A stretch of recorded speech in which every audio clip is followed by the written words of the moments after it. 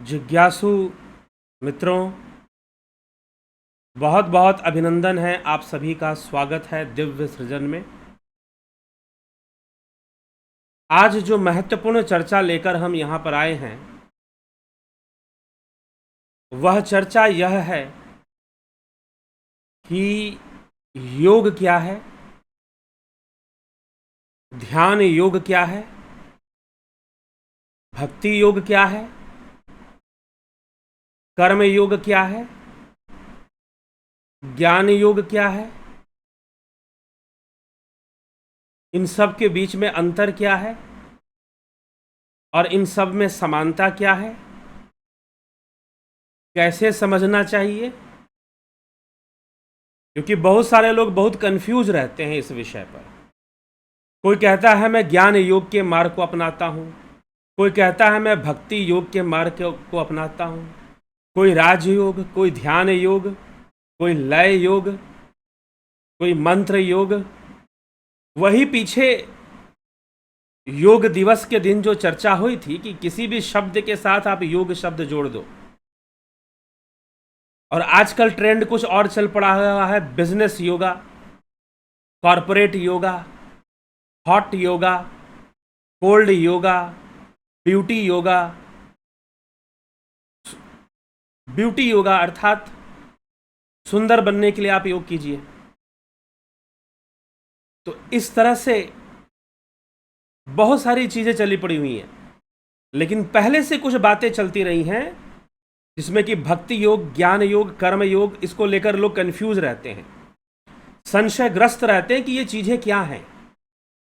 हम तो भक्ति योग को मानते हैं जी, हम तो प्रेम योग को मानते हैं, हम ज्ञान योग को मानेंगे, कर्म योग को मानेंगे, हम लय योग को मानेंगे, कोई बोलेगा मंत्र योग को मानेंगे, कोई बोलेगा सहज योग को मानेंगे। कुछ मानने की आवश्यकता नहीं है, जानने की आवश्यकता है। अगर जान जाएंगे तो सारे संशय दूर हो जाएंगे। ये संशय तभी तक है कि हम भक्ति योग को मानेंगे, हम कर्म योग को मानेंगे, हम ज्ञान योग को मानेंगे, हम ये नहीं मानेंगे, हम वो नहीं मानेंगे, जब तक आपने जाना नहीं है योग क्या है। जब तक आपने जाना नहीं है तब तक ये भारी समस्या बनी रहेगी और तरह तरह की विचार आपके मन में चलते रहेंगे और तरह तरह के, और समस्या आपकी भी नहीं है। कई बार जिनको विचार देना होता है वो कुछ ऐसे ही विचार दे देते हैं, ऐसे ही विचार दे देते हैं। श्री कृष्ण भगवान अर्जुन से कहते हैं तस्माद योगी भवार्जुन, अर्जुन तू योगी बन जा। और फिर उसे ज्ञान योग, कर्म योग सबके बारे में बताकर कहते हैं कि सब तो एक ही है। सांख्य योग, जो सांख्य योगी होते हैं वो स्वभाव से ही निष्कामी होते हैं और वो निष्काम कर्म ही कर रहे होते हैं। लेकिन अर्जुन, तुझे प्रेरणा दी जा रही है कि तू निष्काम कर्म योग कर ले, लेकिन है तो वो योग ही। तो योग का अर्थ है अपने वास्तविक स्वरूप की उपलब्धि करना, उस कृष्ण को जानना जो आपकी आत्मा के रूप में है। अहम आत्मा गुडाकेश सर्वभूताश स्थित, जो सभी भूतों में स्थित है आत्मा, वही तो कृष्ण है। यदि आप उसको जान लेते हैं, स्वरूप की उपलब्धि कर लेते हैं, यदि आप स्वरूप की उपलब्धि कर लेते हैं तो फिर कोई समस्या ही नहीं है, फिर तो आपका योग हो गया। तो स्वयं से जुड़ना और स्वयं की वास्तविक अवस्था जो हमारी प्योर कॉन्शियसनेस है, स्वयं से जुड़ना और स्वयं की हमारी जो वास्तविक अवस्था है, उस अवस्था में रहना, उस अवस्था में रहना, उस अवस्था में जो रहना है वो योग है। अपनी वास्तविक अवस्था में वही मोक्ष है। क्योंकि उस अवस्था में पहुंचने के लिए आपको इंद्रिय बंधन, पंचभूतों का बंधन, पंच विकारों का बंधन, अंतःकरण का बंधन, मन बुद्धि चित्त अहंकार का बंधन, इन सारे बंधनों को तोड़कर आगे बढ़ना होता है। तब जाकर आप उस अवस्था में पहुंच पाते हैं। स्वरूप की उपलब्धि तदद्रष्टु स्वरूपे अवस्थानाम, महर्षि पतंजलि लिखते हैं, यह योग है। आदि गुरु शंकराचार्य विवेक चूड़ामणि में लिखते हैं आत्म अनुसंधान ही भक्ति है। निरंतर आत्म अनुसंधान में लगे रहना ही भक्ति है। वो अपने स्वरूप को उपलब्ध करता है भक्ति के पद से। तो अब भक्ति योग करोगे, राजयोग करोगे, कर्मयोग, जी हां, हर कर्म में निष्काम भावना से उस स्वरूप का ध्यान करते हुए, उसको सब कुछ अर्पित करते हुए कि ये जितनी भी हमारी अवस्थाएं हैं, मॉडिफिकेशंस ऑफ माइंड हैं, मन की ही परिवर्तित होने वाली विभिन्न वृत्तियां हैं, ये सारी अवस्थाएं हमारी। तो इन अवस्थाओं में उलझने के बजाय आप अपने वास्तविक स्वरूप की उपलब्धि कीजिए। आप अपने वास्तविक अवस्था में पहुंचिए, जो रियल सेल्फ है, जो आपका प्योर कॉन्शियसनेस है, जो शुद्ध चेतना है, जहां पर चेतना बुद्धि युक्त नहीं है या इंद्रिय युक्त नहीं है। इंद्रिय बुद्धि अंतःकरण से मुक्त और शुद्ध चेतना है। उस अवस्था में आप जाकर पहुंचिए। यह आपकी मुक्ति है, यह आपका मोक्ष है। उससे पहले नहीं है। तो सारी कर्म, अगर हम कर्म योग करते हैं, अर्थात हम अपने जीवन में संसार के सभी कर्मों को करते हुए भी स्थित प्रज्ञ रहते हैं, हम अपनी अखंडता से जुड़े रहते हैं, अपने स्वरूप से जुड़े रहते हैं, और संपूर्ण कर्मों को अपना कर्तव्य समझते हुए करते हुए भी उसमें निष्काम अनाश्रित रहते हैं। अनाश्रितो कर्म फलम कार्यम कर्म करोति यः स संन्यासी च योगी। जो अनाश्रित होकर कर्मफल के प्रति अनाश्रित होकर करने योग्य सारे कर्मों को करता है, वो सन्यासी, वो योगी है। ऐसे श्री कृष्ण भगवान कहते हैं। तो जो निष्काम भावना से संपूर्ण करने योग्य कर्मों को करता है, जो उसे कर्तव्य भी है और जो करना जरूरी भी है, चाहे वो धर्म रक्षा के लिए करना जरूरी हो, समाज के लिए जरूरी हो, करना जरूरी भी है, तो जो निष्काम भावना से अपने कर्मों को करता है, वह निश्चय ही अपना कल्याण करता है। तो वो उसका कर्म योग भी हो रहा है। अब बात आती है ज्ञान योग। ज्ञान से अर्थात थ्रू नॉलेज, बहुत सारा नॉलेज जो उसे मिलता है, बहुत सारा ज्ञान जो उसको मिलता है, उसके वो ज्ञान उसको प्रेरणा देती है उस परम चेतना को प्राप्त करने के लिए। तो ज्ञान भी सहायक बन जाती है। तो जब ज्ञान के माध्यम से हमें पता चलता है कि हमें तो उस परम चेतना तक पहुंचना है, वो हमारा लक्ष्य है, आपको इंफॉर्मेशन मिलता है, आपको ज्ञान मिलता है इस विषय का, तो आपको रास्ता मिलता है। ज्ञान मिलने का मतलब मार्ग मिल जाना, ज्ञान मिलने का मतलब रास्ता मिल जाना कि आपको इस रास्ते पर आगे बढ़ना है, ऐसे साधना करनी है, ऐसे ध्यान लगाना है, ऐसे सावधानी बरतनी है, और प्रेरणाएं मिलती हैं ज्ञान से। तो जब ऐसी चीजें आपके साथ होती हैं तो ज्ञान योग भी हो रहा है, कर्म योग भी हो रहा है। और जब आप पूरे प्रेम से, पूरे मनोभाव से, प्रेम कहने का मतलब अपने स्वरूप से प्रेम, उस ध्यान में लीन होने की अवस्था से प्रेम, अपनी साधना से प्रेम, जैसे आप भोजन किए बिना नहीं रह सकते, वैसे साधना किए बिना नहीं रह सकते, ऐसी अवस्था में आप पहुंच गए तो आपका भक्ति योग हो रहा है, आपका भक्ति योग हो रहा है।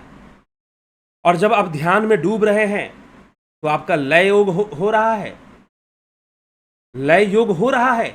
और जब ध्यान तक पहुंच रहे हैं तो ध्यान योग भी हो रहा है। और ध्यान से भी आगे की अवस्था लय योग, लय योग की चर्चा, जो कि शिव सूत्र में भी अभी पीछे हमने सुना, किस प्रकार बीज का ध्यान करते हुए लय योग को प्राप्त होता है, स्वातंत्र भाव को प्राप्त होता है, उससे भी आगे बढ़कर लय योग को प्राप्त होता है, फिर सृष्टि निर्माण करने की सिद्धि योगी में आ जाती है। तो वास्तव में कर्म योग करना, ध्यान योग करना, ज्ञान योग करना, भक्ति योग करना, ये वास्तव में एक ही योगी, जो सच्चा योगी है, उसी के अलग अलग अवस्थाएं हैं। उसे अपने ध्यान से, अपने स्वरूप से इतना प्रेम है, उसे ईश्वर परमात्मा, जो स्वरूप का ही रूप है, स्वरूप कहने का मतलब यहां ईश्वर और परमात्मा है, जिसे ईश्वर परमात्मा की उस ध्यान अवस्था में जहां उनकी अनुभूति है, इतना प्रेम है, जिसको इतना प्रेम है तो उसका भक्ति योग हो रहा है। और जो ज्ञान योग, क्योंकि ज्ञान योग के माध्यम से, विचारों से कोई आध्यात्मिक प्रेरक, कोई गुरु, कोई संत या कोई ज्ञाता आध्यात्मिक प्रेरक, जैसे राजा जनक सुखदेव मुनि के लिए आध्यात्मिक प्रेरक बन गए। यद्यपि सुखदेव स्वयं ऋषि मुनि थे और जनक तो वैदेही जनक राजा थे, राजपुत्र थे। तो इस प्रकार से ज्ञान की परंपराएं चलती हैं, तो ज्ञान योग होता है। वो ज्ञान, क्योंकि ज्ञान योग तो जब तक मिलेगा नहीं, प्रेरणाएं कहां से मिलेंगे बिना ज्ञान योग के? आप चलोगे कैसे, आगे कैसे बढ़ोगे? और फिर आंतरिक ज्ञान कैसे होगा? ध्यान साधना के माध्यम से जो अंतर अनुभूति होती है, आंतरिक ज्ञान होता है, वह भी तो जरूरी है। तो जब तक वो नहीं होगा, प्रेरणाएं कहां से मिलेंगी, आगे कहां से बढ़ोगे? तो ज्ञान योग होना शुरू हो जाता है। फिर वही साधना करते हुए जब निष्काम भावना, और निष्काम भावना से कर्म होता है, तो कर्म योग होने लग जाता है। तो मैं ये करूंगा, मैं ये नहीं करूंगा, इसका मतलब अभी आप समझे नहीं कि करना क्या है। आपको नहीं समझ में आ पाया कि करना क्या है। आप योगी बनो। इसलिए अर्जुन को भगवान कृष्ण ने ये नहीं कहा कि तस्मात् कर्म योगी भव अर्जुना, तस्मात् ज्ञान योगी भव अर्जुना, तस्मात् भक्ति योगी भव अर्जुना, तस्मात् योगी भव अर्जुना। अर्जुन तो योगी बन जा। जो सही मायनों में योगी है, उसी के द्वारा भक्ति योग हो सकता है, उसी के द्वारा कर्म योग हो सकता है, उसी के द्वारा ज्ञान योग हो सकता है, उसी के द्वारा ध्यान योग हो सकता है, राजयोग हो सकता है, लय योग हो सकता है। हाँ, लेकिन जो आजकल जो योगा के नाम पर बहुत सारी चीजें चलती हैं, business yoga, beauty yoga, corporate yoga, halt yoga, cold yoga, ये सब तो संभव नहीं है हो पाए। ये सब योग का विषय ही नहीं है वास्तव में, तो कहां से हो पाएगा? लेकिन योग वर्ड एक अपने आप में पूरे वर्ल्ड में एक ब्रांड बन चुका है। तो किसी भी चीज की जेन्युइनिटी को प्रूव करने के लोग उसमें योग जोड़ देंगे, वेद जोड़ देंगे कि भाई ये बड़ा अच्छी चीज है, इसमें वेद जुड़ा हुआ है, इसमें योग जुड़ा हुआ है। तो उसको एक साउंड सा, उसकी एक इमेज बन जाती है, एक साउंड इमेज उसकी बन जाती है। फिर लोग इस तरह से अपना बिजनेस कर रहे हैं। लेकिन भक्ति योग, कर्म योग, ज्ञान योग, यह तो योग का विषय है। जो सही मायनों में योगी होगा, उसके द्वारा सब हो जाएगा, कुछ भी बचने वाला नहीं है। वो भक्ति योग भी कर लेगा, लय योग भी कर लेगा, सब हो रहा है उसके द्वारा, उसके द्वारा सब ही हो रहा है। तो मुख्य रूप से योग को समझने की जरूरत है। हम कर्म योगी बनेंगे, हम भक्ति योगी नहीं बनेंगे, हम ज्ञान योगी बनेंगे, हम राजयोगी नहीं बोले। कई लोग मुझे तर्क देते हैं, अब मेरे पास इतना समय नहीं होता है कि मैं उनको इस विषय में समझा दूं। अभी कुछ ही दिन पहले की बात है, ध्यान योग की बात चल रही थी, तो उन्होंने कहा कि नहीं सर जी, मैं तो कर्म योग में विश्वास करता हूं, इसीलिए मैं ध्यान योग का कोर्स नहीं करूंगा, क्योंकि मैं कर्म योग में विश्वास करता हूं। पता नहीं भैया कौन से कर्म योग में विश्वास करते हैं। बिना ध्यान योग के कर्म योग भी ना होने वाला, क्योंकि आप जब तक उस निष्काम अवस्था तक ना पहुंचेंगे तो कर्म कहां से कर पाएंगे, निष्काम कर्म कहां से करेंगे? कोई ना कोई लालच, कोई ना कोई उद्देश्य लेकर ही तो कर्म करेंगे। और जब कोई ना कोई लालच उद्देश्य लेकर कर्म करेंगे, तो फिर वो कर्म योग उसे नहीं कहा जा सकता ना। खुद से विचार कीजिए। इसलिए इतना कंफ्यूज होने की जरूरत नहीं है कि हम कर्म योग करेंगे, हम भक्ति योग करेंगे, हम प्रेम योग करेंगे। एक ही योग है। जो सही मायनों में योग का अर्थ जानता है और योग के मार्ग पर चल रहा है, उसके द्वारा सब होता है। उसके द्वारा भक्ति योग भी होता है, उसके द्वारा कर्म योग भी होता है, उसके द्वारा ज्ञान योग भी होता है, उसके द्वारा ध्यान योग भी होता है। सारे योग उसके द्वारा संभव हो जाते हैं, सभी योग उसके द्वारा संभव हो जाता है। तो हमें यह बात समझने की आवश्यकता है, योग को समझने की आवश्यकता है, योग को जानने की आवश्यकता है। और कुछ जानने समझने की बहुत आवश्यकता नहीं। योग को समझ लीजिए, योग को जान लीजिए, बस हो गया। योग को जान लेने से, समझ लेने से सारे संशय दूर हो जाएंगे। इसलिए यहां पर ध्यान योग, यहां योग के विषय में समझाया जाता है कि वास्तविक योग है क्या। योग पीछे भी हमने बताया, क्या योग चिकित्सा है, क्या योग थेरापी है, क्या योग व्यायाम है? जी नहीं। योग तो स्वरूप को जानना है, लेकिन जब योग करोगे तो व्यायाम वाला लाभ भी मिल जाएगा। योग करोगे तो व्यायाम वाला लाभ भी मिल जाएगा, और योग करोगे तो चिकित्सा का लाभ भी मिलेगा। योग करने से व्यायाम का भी लाभ मिलेगा और योग करने से चिकित्सा का भी लाभ मिलेगा। लेकिन योग अपने आप में चिकित्सा नहीं है, योग अपने आप में व्यायाम नहीं है। जैसे कि एक आदमी साइकिल चलाता है, तो साइकिल वो इसलिए नहीं चलाता है कि उसको व्यायाम करना है, उसको एक्सरसाइज करना है। जी नहीं। उसको कोई बॉडी फिट करनी है। जी नहीं। वो इसलिए साइकिल नहीं चलाता। लेकिन साइकिल चलाने से उसकी एक्सरसाइज भी हो जाती है। अब आजकल लोगों ने साइकिल चलाना कम कर दिया, तो लोग क्या करते हैं, एक्सरसाइज करने के लिए साइकिलिंग मशीन ले आते हैं अपने घर में। साइकिलिंग मशीन ले आते हैं और उस पर एक्सरसाइज करते हैं फिर, क्योंकि उनको पता है कि भाई साइकिलिंग करने से शरीर फिट होता है। तो उन्होंने देखा कि भाई साइकिल चलाने वाले बड़े फिट रहते थे, तो अब हमको भी साइकिल तो है नहीं, हमारे पास तो 4-4 गाड़ियां हैं। ऑफिस जाना है 4 व्हीलर से जाना है, कहीं भी जाना है 4 व्हीलर से जाना है। समस्या यहां पर यह है। तो 4 व्हीलर से जाना है कहीं पर भी, तो फिर साइकिल भाई साहब चलाते नहीं, तो उन्होंने कहा कि भाई अपने शरीर को कम करें, थोड़ा स्वस्थ रहें, इसलिए साइकिलिंग मशीन खरीद ली। लेकिन क्या वो साइकिल मशीन कभी साइकिल चलाने की बराबरी कर पाएगा? जी नहीं कर पाएगा। जी कभी नहीं कर पाएगा। तो लोगों ने यही किया है। जो लोग कहते हैं कि योग तो एक्सरसाइज है, बॉडी को फिट रखो, तंदुरुस्त रखो, चिकित्सा है योग। जी नहीं। योग ना चिकित्सा है ना व्यायाम है। योग तो स्वरूप की उपलब्धि है। योग तो स्वरूप को जानने का काम है, जानने का नाम है। स्वरूप की उपलब्धि, स्वरूप ज्ञान योग है।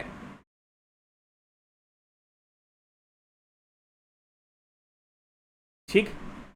लेकिन दुर्भाग्य है कि मनुष्य ने योग को व्यायाम के रूप में ले आया। मतलब बिल्कुल वही बात कि साइकिल नहीं खरीदी उसने, मशीन ले आया साइकिलिंग वाली, और वो बैठ के घर में साइकिलिंग कर रहा है ताकि बॉडी फिट रहे।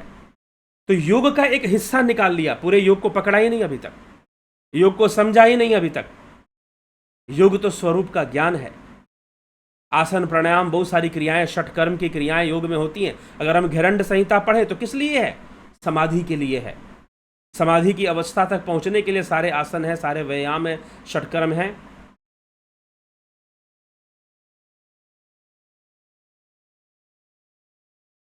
ठीक है जिज्ञासुओं, तो ये हमें समझना है। तो ध्यान योग, वास्तव में ध्यान योग का ऑनलाइन कोर्स चलता है। तो किसी ने पूछा कि क्या चलता है इस कोर्स में? अरे भैया, ध्यान योग स्वरूप तक पहुंचने का एक माध्यम है, एक रास्ता है, एक पाथ है, एक मार्ग दिया जाता है आपको कि आप उस रास्ते पर चलकर समाधि अवस्था, स्वरूप की उपलब्धि करेंगे, अपने जीवन के लक्ष्य को प्राप्त करेंगे और जीवन को सही ढंग से जीना सीखेंगे। चलिए, जीवन का लक्ष्य होना, मोक्ष होना बहुत आगे की बात है, लेकिन सबसे पहली बात, आप अपने प्रेजेंट लाइफ को बहुत अच्छा करेंगे, आप अपने प्रेजेंट लाइफ को बहुत बेटर करेंगे यदि आप योग से, वास्तविक योग से जुड़ते हैं, ध्यान योग से जुड़ते हैं। आपका इमोशनल बैलेंस, आपका साइकोलॉजिकल बैलेंस पहले से बेहतर हो जाएगा यदि आप ध्यान योग का कोर्स करते हैं। जैसे ध्यान योग के कोर्स में आसन प्राणायाम से लेकर धारणा, ध्यान, समाधि तक की चर्चा की जाती है, उनकी प्रैक्टिस करवाई जाती है, अभ्यास करवाया जाता है, उनकी टेक्निक्स दी जाती है, कैसे साधना करनी है, उनकी टेक्निक्स बताई जाती हैं कि कैसे उस अवस्था में पहुंचना है, कैसे परमात्म भाव को प्राप्त हो जाना है। तो उसको करने से ध्यान योग भी होता है, राजयोग भी होता है, भक्ति योग भी होता है, ज्ञान योग भी होता है। फिर ज्ञान योग भी फिर होता है उसमें, उसके माध्यम से।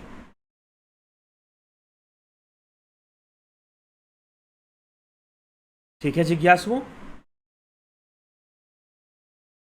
तो ये हमें विचार करना है। इसलिए जो ध्यान योग के बारे में लोग पूछते हैं, guided meditation, transcendental meditation, spiritual healing, प्रणव साधना, नाद ध्यान, ज्योति साधना, दिव्य नेत्र का साधना, खेचरी साधना, ये सारी साधनाएं वहां पर करवाई जाती हैं ध्यान योग के क्लास में।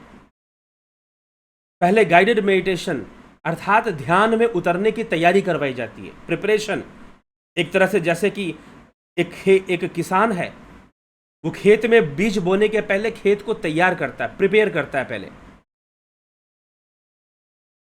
खेत में बीज बोने के पहले खेत को प्रिपेयर करता है, तब जाके उसमें बीज बोता है। ऐसे नहीं बीज बो देता, उसकी जुताई होती है, और जोतने के बाद खेत को उसकी प्लफिंग हो जाती है, तो फिर मिट्टी खुल जाती है, फिर उस खुले हुए खेत में बीज डाले जाते हैं।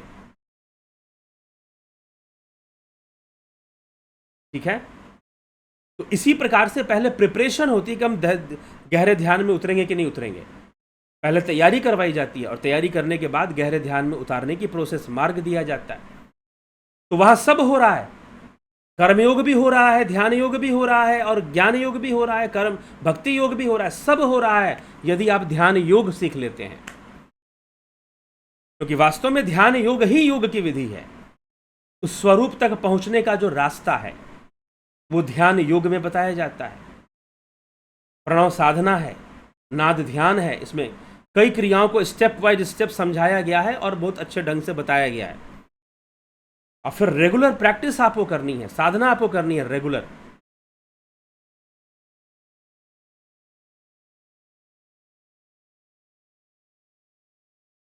ठीक है, तो इन सब विषयों को हमें समझना है, इन सब बातों को हमें समझना है, तब जाकर योग समझ में आएगा। नहीं तो उलझन तो बनी रहेगी, कभी भक्ति योग में जाएं, कभी कर्म योग में जाएं, कभी ये कर लें कि कभी वो कर लें। जी नहीं, स्वरूप की ओर जाओ, अपने स्वरूप की अवस्था को प्राप्त हो जाओ, यही तुम्हारे लिए योग है। और इसी योग को कृष्ण समझा रहे हैं, इसी योग को महर्षि पतंजलि समझा रहे हैं, इसी योग को राजा जनक चर्चा कर रहे हैं महर्षि अष्टावक्र से, अष्टावक्र महागीता में। इसी योग को शिव सूत्र में समझाया जा रहा है, इसी योग को विज्ञान भैरव में समझाया गया है भगवान शिव के द्वारा, भैरव भैरवी संवाद में। और इसी योग को आपको प्राप्त करना है। अगर ये योग प्राप्त होता है तो फिर भक्ति योग भी होगी, ज्ञान योग भी होगा, कर्म योग भी होगा, सारे सध जाएंगे। एक सधे सब सधे। सारे बीज मंत्रों को अगर साधना है तो प्रणव की साधना कर लो। अगर तुमने प्रणव को साध लिया, इसके मतलब सारे बीज मंत्र आपके सध गए या सध जाएंगे। जिसने बहुत अच्छी प्रणव साधना कर रखी है, अपनी प्रणव साधना को परिपक्व कर रखा है, वो कोई भी बीज मंत्र उठा ले, अगर उसकी सिद्धि करेगा तो उसे हो जाएगी। क्योंकि संपूर्ण मातृकाओं का जो केंद्र है, संपूर्ण मातृकाओं का जो जन्म है, वो प्रणव से हुआ है।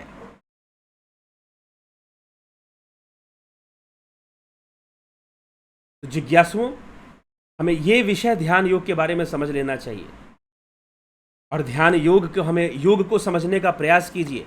जिस दिन आपको सही सही तरीके से, सही सही मायनों में योग समझ में आ गया, उस दिन कर्म योग भी समझ में आएगा, ज्ञान योग भी समझ में आएगा, भक्ति योग भी समझ में आएगा। नहीं तो कंफ्यूजन बने रहेंगे, बहुत सारे संशय से आप ग्रसित रहेंगे कि भक्ति योग कर लें, कि ज्ञान योग कर लें, कि कर्म योग कर लें। जी नहीं, जब तक ध्यान योग सही से नहीं होगा, राजयोग सही से नहीं होगा, एक ही बात है ध्यान योग और राजयोग कहना। जब तक वो सही से नहीं होगा तो निश्चय ही आपका योग सही से नहीं होने वाला। ना भक्ति योग सही से हो सकता है, ना कर्म योग सही से हो सकता है, ना ज्ञान योग, कुछ भी योग सही से नहीं हो सकता। और जो ध्यान योगी बन गया, उसके सारे योग सध जाते हैं, सारे चीजें उसकी सध जाती हैं और अपने आप हो जाती हैं। ठीक है जिज्ञासुओं, इसी के साथ मैं आज के विचारों को यहाँ पे विराम देता हूँ। कल फिर मिलेंगे लाइव चर्चा में। और जो ध्यान योग का कोर्स करना चाहते हैं, जो ध्यान योग का कोर्स करना चाहते हैं, तो 14 जुलाई 13 जुलाई गुरु पूर्णिमा का शुभ अवसर है।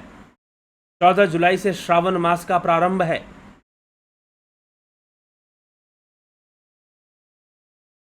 तो इसी प्रारंभ पर शिव पूजा का प्रारंभ होता है, शिव आराधना उपासना का प्रारंभ हो जाता है। इसी शुभ अवसर पर 14 जुलाई से ध्यान योग का कोर्स प्रारंभ होगा। आप निश्चय रूप से ज्वाइन कीजिए और अपने ही सूक्ष्म रहस्यों को जानिए। योग करने से हम अपने ही सूक्ष्म रहस्यों को जान पाते हैं। हम स्वयं को कई बीमारियों और कई विपत्तियों से दूर रख पाते हैं। ये इसका फायदा है योग करने का।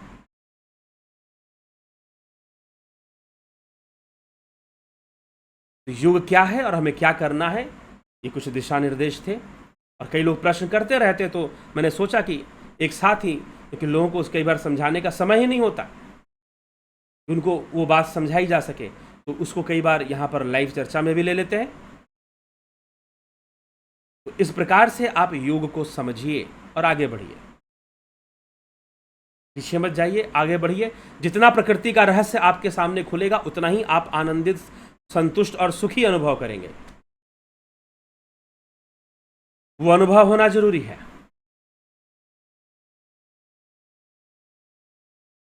ठीक है जिज्ञासुओं, तो चलिए इसी के साथ आज के कार्यक्रम को मैं यहाँ विराम देता हूँ। कल फिर लाइव चर्चा में हम सब एकत्र होंगे। और ध्यान योग का कोर्स जिनको करना है ज्वाइन कर लीजिए, ज्वाइनिंग चल रही है, 14 जुलाई से शुरू हो रहा है, ज्वाइन कर लीजिए। प्राकृतिक चिकित्सा का जिसको कोर्स करना है ज्वाइन कर लीजिए, ज्वाइनिंग शुरू हो गई है और आप इसको ज्वाइन कर सकते हैं। ठीक है, तो चलिए इसी के साथ मैं विचारों को विराम देता हूं। और ज्वाइन करने के लिए आप 9661802459 इस नंबर पर संपर्क करके आप पता करेंगे कि कोर्स ऑफलाइन कहाँ चलने वाला है, या आमने सामने बैठकर साधना करना चाहते हैं, सीखना चाहते हैं, तो वो भी है। तो इस विषय को समझना है पहले, तो सुनिए, वीडियोज भी सुना कीजिए, गीता के ऊपर, योग शास्त्र के ऊपर, शिव सूत्र के ऊपर। ये तीनों ही योग शास्त्र के अंतर्गत ही आते हैं। पतंजलि सूत्र, योग सूत्र, श्रीमद् भगवद गीता और श्रीमद् भागवत महापुराण।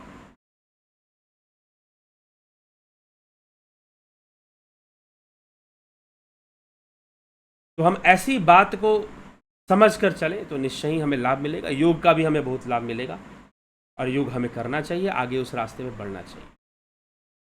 ठीक है जिज्ञासुओं, तो इसी के साथ अभी हम विदा लेते हैं। कल फिर मिलते हैं 9 बजे लाइव चर्चा में। बहुत बहुत आभार आप सभी का।